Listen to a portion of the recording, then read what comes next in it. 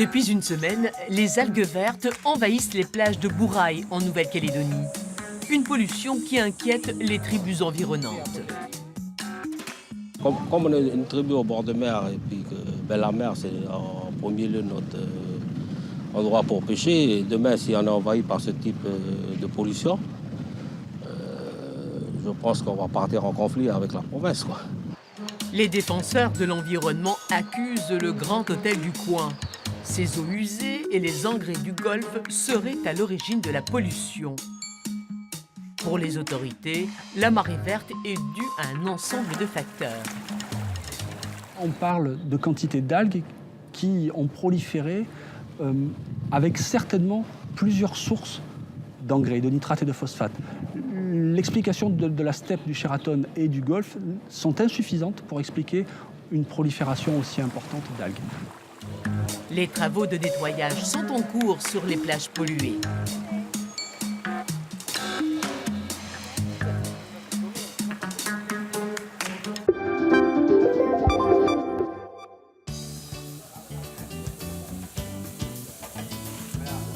Changement de régime pour ces 11 demandeurs d'emploi.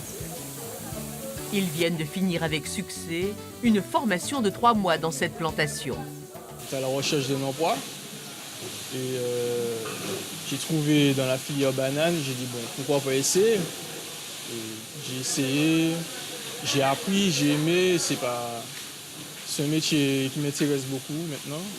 À la clé pour tous ces stagiaires, un contrat à durée déterminée d'1 an. Cette exploitante en a déjà retenu 4. J'espère que les 4 pourront intégrer un CDI, s'ils restent bien sûr, et puis s'ils sont toujours intéressés par le secteur de la banane. Les ouvriers agricoles qualifiés manquent dans le secteur de la banane. Une centaine de postes sont à pourvoir chaque année.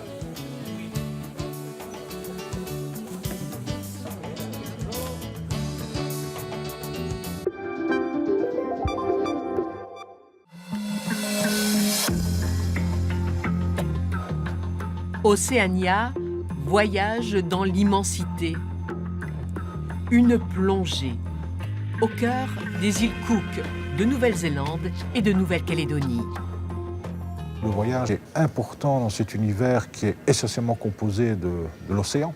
Et c'est clairement une notion qui a intégré toutes les mythologies et la manière de penser le monde. Donc on a voulu mettre quand même cet aspect en avant. On a voulu mettre aussi en avant le rôle extrêmement important des ancêtres dans tout cet univers. Figurines, parures, éventail aux manches d'ivoire et une pièce maîtresse. Un moai géant ramené en 1934 lors d'une expédition. À découvrir jusqu'en avril 2018 à Bruxelles.